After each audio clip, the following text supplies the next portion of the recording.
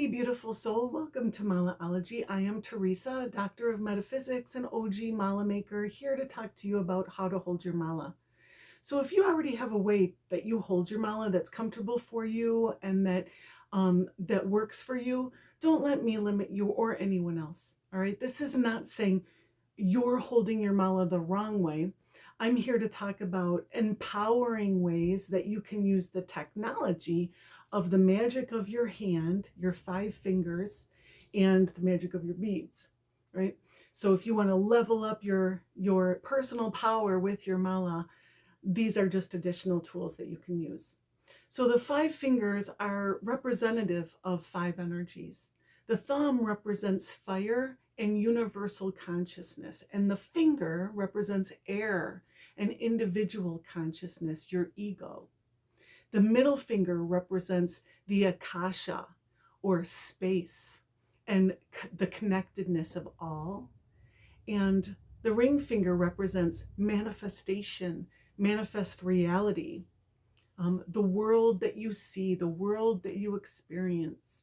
And the pinky finger represents water, your emotional guidance system, how you interact with the world through your emotional body, right? So you could hold your mala. I generalize this and say one of 3 ways, right? Between your thumb, you're probably always going to want to use your thumb, and one of your fingers. So that's one way to hold your mala. So I don't personally recommend that you hold your mala between your thumb and your pointer finger or your forefinger, only because this does represent ego and individual consciousness. And what you're doing is partnering with spirit in your mala practice. So my recommendation is you use your thumb and your middle finger. That's real easy for me, right? But if that's not comfortable for you, you can do your thumb and your ring finger, or even your thumb and your pinky finger. A lot of people aren't real comfortable using their middle finger like I do, because they have to hold their pointer finger away, and it gets a little high maintenance or uncomfortable to be mindful of holding your pointer finger away. So just to be real careful, they just go to the next finger down so that the pointer finger is far away.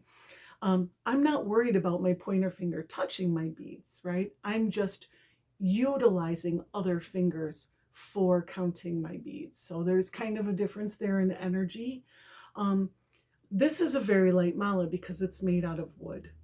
But if your mala was made out of gemstones, it would be heavier and it would be not so easy. If you were counting your beads like this, you'd have to grab onto it with your other fingers to keep it from rolling back, right? Your gemstones can get heavy as you're going around your mala. So your thumb and one of your fingers will count your beads, but you can hold your beads with your bottom fingers as well as you go and get yourself some grip. Okay, the second way to hold your mala is with your fingertips. It's very similar to holding between your thumb and one of your fingers, but you're actually holding your beads like this.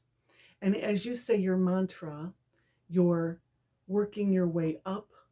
So the difference is here, I'm counting my beads like this, or potentially holding them with my fingers like this. And here I'm holding them like this, right? Same principle, but it's a little bit easier, especially if you're walking. Say, counting your beads, practicing mantra while doing a walking meditation. This will help you to not lose your beads or lose your place, okay? And then the third way to hold your mala is with 2 hands. Again, if you have a long mala, a 108 bead, all gemstone mala, it's going to be heavy. It's going to take up a lot of space. If you're on the ground, a yoga mat, the floor, whatever, your beads will be on the ground if you have it this way. I don't have a problem with that, but say it's a beautiful moonstone mala and you're at the park or whatever, right? You don't want it dragging on the dirt or the grass, right? So you can just hold it between your hands like this, right? Or like this. So holding your mala with one hand loosely, just so that it's threading through your thumb or your fingers while you're counting your beads this way, course not crossing the guru, but whatever. That is the third way that you can hold your mala. There are lots and lots of other ways, but these are just 3 ways that I have found to be really, really useful. And depending on the technology that you want to use for your intention, say you want to manifest something, try to incorporate that earth finger, right? Your ring finger. If you're trying to grow your connectedness to source, to spirit, your middle finger. That's the akasha. That's connectedness, right? Space. So just think about what fingers that you are incorporating with your mala whenever you're practicing your mantra or counting your beads. So join me in the next video somewhere on the screen here about the magic of 108, and I'll see you there. Mala blessings, love, and light.